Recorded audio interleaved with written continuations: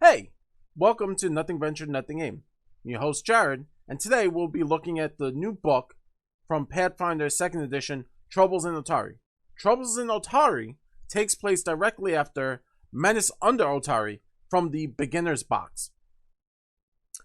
Troubles in Otari takes your characters through 3 different chapters, all the way from 2nd level, because you play through the Beginner's Box, to 5th level at the end of the 3rd chapter. Now, the Beginner's Box play is not necessary, but I'll get into that a little later.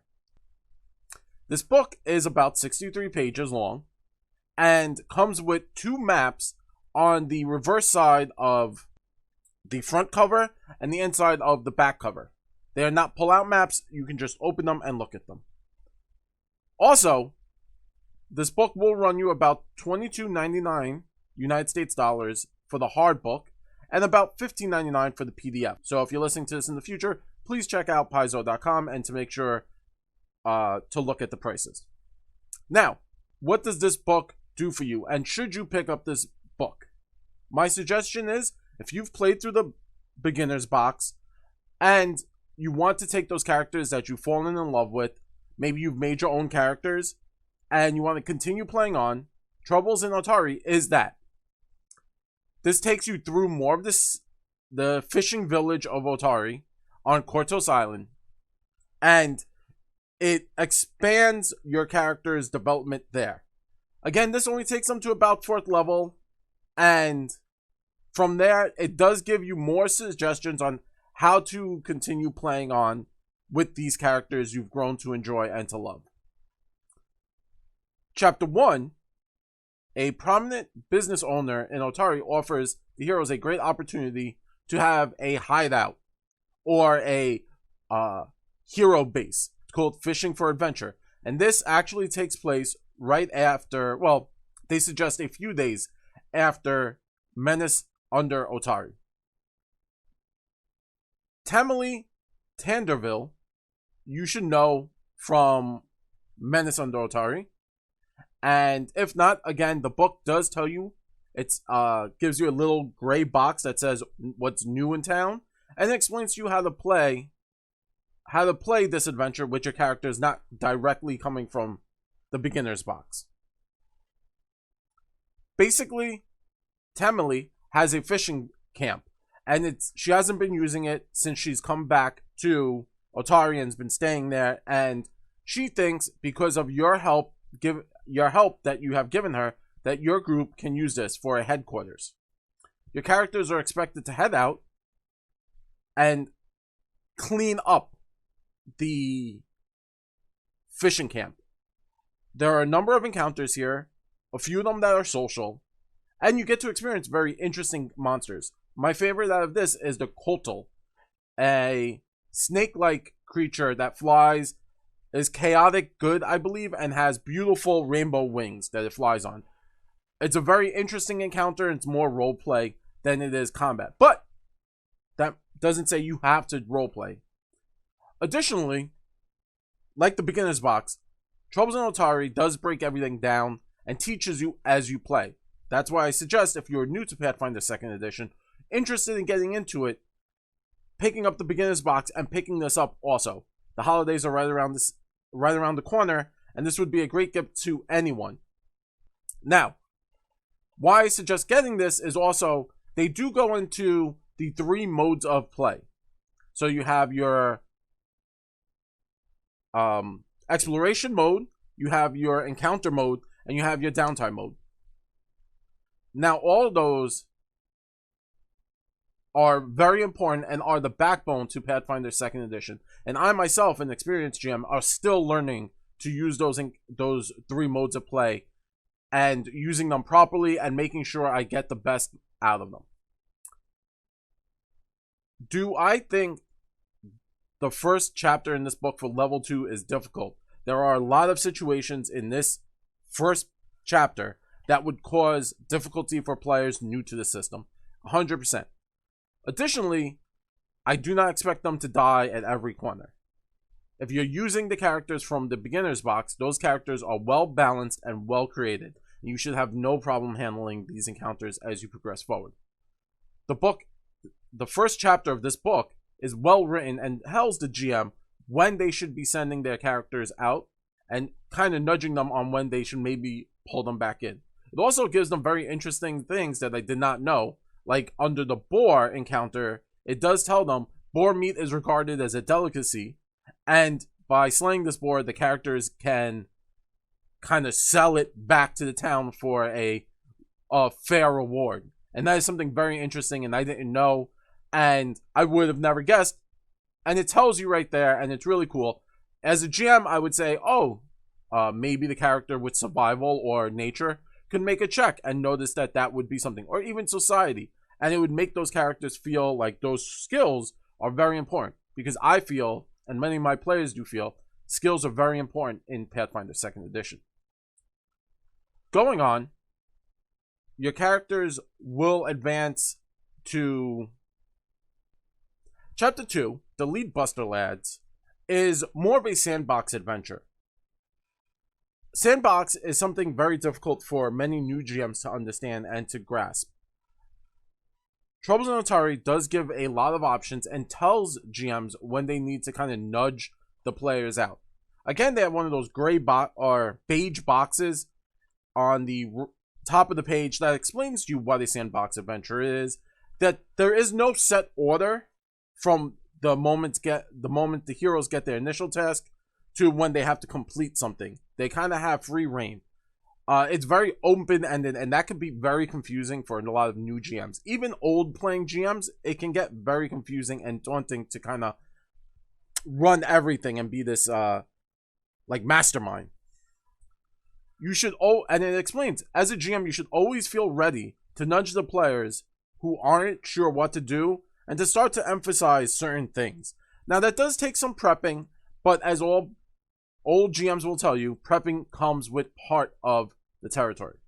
Now, something else that I like about this is there's multiple role-playing encounters here. There are also combat encounters, 100% there are combat encounters, but there are a number of role-playing encounters in this section, and that's really, really fun. Also, on page 25 of this, you will get a number of maps where those encounters do take place. Again, check for the flip maps for Troubles in Otari on Paizo.com. And if you want to purchase those, I really suggest them. Chapter 2 picks up with your characters at the end of Chapter 1, obviously.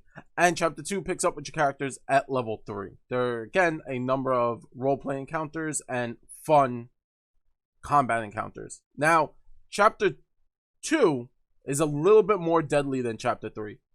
I feel that some of the encounters here can be a little overwhelming if players are not thinking properly. So I know my players personally, when it starts to get fairly late into the evening of a 6-hour session, I try not to throw a lot of heavy encounters at them because I know they're tired, they need, maybe it's time for us to stop, and throwing a heavy encounter maybe is a good time to stop for a cliffhanger, but not so much to just run through it. But again, that's up to you and up to your players. Also, the art is, again, stupendous. Paizo's art for the Pathfinder 2nd Edition stuff is amazing. I love the art. When you're describing it to your players, you're able to just kind of turn the book around and show the players this art, and then they go, wow, I didn't expect it. Lurrock is, I'm assuming I'm getting their name wrong, but is a really cool character design, and looking at it, it's a very striking and imposing figure. On page 31, you can see Lurrock, and again, striking and imposing. Now on to Chapter 3, the final chapter. I should get paid to name these things. I think that's amusing. Anyway, it's a terrible name for a chapter. But I digress. Chapter 3, Under the Third Eye Gaze. Chapter 3 is the final chapter, and it really emphasizes everything you've learned in the previous 2 chapters, and as well as playing through the beginner's box. You have a lot of interesting stuff happening here, and something I really enjoy is the 5 Beast Lock, which is a really interesting puzzle. This comes with a really cool puzzle There's a really cool handout, and it's very easy for the players to understand what they are looking at.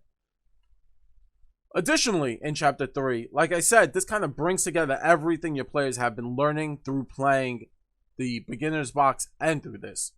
So your players should start thinking a little outside the box. There is a single, not encounter, but there's a single situation where your players have to do something a little different and something that wouldn't be very clear. Now, they do give you the option to give your players a lot of checks so that they could figure out every possible way to get past this hurdle. And again, they make it very great. It's not super easy or super obvious. Or, I mean, it might be and someone can instantly get it. But it's really interesting when you figure it out. And I think it's a really cool moment, and it really lets the players' ingenuity shine. Again, touching back onto puzzles and running puzzles, on page 42, they have another one of those beige boxes explaining how to run puzzles and riddles and how sometimes they can be difficult. And how sometimes just letting a player or the players run checks to properly answer is the way they might do it. Additionally, they explain how some players might just want to solve the puzzles based on their characters and not so much on their players, and that's how the checks matter. So if a player, like if someone is playing the big dumb barbarian, figures out the puzzle, don't hinder them because they might have a negative to their intelligence. I don't think there's there is a race that an ancestry that does have a negative to intelligence, but I digress. They really say like it's okay to let the players figure it out on their own if the player does, and if the character figures it out, then let the character figure it out. Don't hamper them. And that's really great information for new GMs coming to the table and still learning the system. It is a very interesting system. It's a great system. Lastly, I just want to talk about something that is near and dear to my heart, and that is the Mimic. On page 49, seen here, you could see my favorite, the Mimic. The Mimic is a great monster. It has a long, interesting history in Pathfinder and in a number of other fantasy role-playing games. I love Mimics. All my players love Mimics. And again, this great art shows you what a Mimic looks like. And in my head, I always envisioned like a Mimic just like an angry treasure chest, like hang, hang, hang, hang, hang. But as the art gets in there, it has all these eyes, has a mouth full of sharp, crazy sharp teeth. And I think it looks really, really cool. And it's something that I just can't get enough of. Again, show, don't tell sometimes is the better option. And letting your players see this is crazy cool. And I could really see them having a blast just seeing this and being like, oh no. You know, we all have those moments. And finally, they bring in a troll. And I know in Menace under Otari, you deal with a green wormling, and now in here there's a troll. And let me bring it up. Boom, page 51. You have your troll, and the troll is really fun. Again, artwork is amazing. Now, I think Chapter 3 kind of sets a precedent where it says everything you've learned up to this point, you should be building your character. Your character should be learning too. So at this point, the fights are a little bit more harder, but if your characters have, or your players have, started to grasp the game, this will be they'll have a lot of fun, difficult, and challenging encounters, but nothing that they cannot handle. And finally, on page 53, we come to the Adventurer Toolbox. These come in most APs and in most single-shot adventures that Paizo Pathfinder puts forward. This basically tells you what you'll be finding throughout this adventure, what new and mysterious items they have in there. They explain what talismans are. They go over the different items that you can be finding, the different creatures, what are bombs, and then they say in the very bottom, next adventures, and they kind of say like this is really set up to help you go forward and take your adventurers out there. Now, moving forward, I think Tropes in Otari is 3 adventures on top of the single adventure you get for the beginner's box. Would I suggest this to you? The answer is, if you are a returning GM, if you have been playing Pathfinder 2nd Edition since the playtest and you've been doing your own thing, running your own homebrew stuff, maybe it's more of something to have for when you have new players coming. That is what I would suggest. If you are new to Pathfinder 2nd Edition, if you are interested in getting involved in Pathfinder 2nd Edition, maybe some of your friends have seen the artwork, maybe your friends have seen the streams on Paizo, and they're like, hey, we should totally try this out. Totally get the beginner's box and totally get this adventure. It's really great. It's set up for new GMs to really understand, and even, like I said, old GMs. I'm an old man. I don't look it. It's my beauty regimen at night. But older GMs coming into a new system, sometimes they need a refresher, or sometimes they need something to kind of explain everything to them, because it's never the same. You know, going from 3.5 or Pathfinder 1E to 2E is really different. So I can really suggest getting this if you are getting into Pathfinder 2nd Edition. With that being said, I want to thank you all for spending your time with us. And if you can do me a favor and do me a solid, like and subscribe below. That really helps out small channels like ours, and I really would appreciate it. And all of us here from Nothing Ventured, Nothing Gained, I want to say thank you and have a good evening.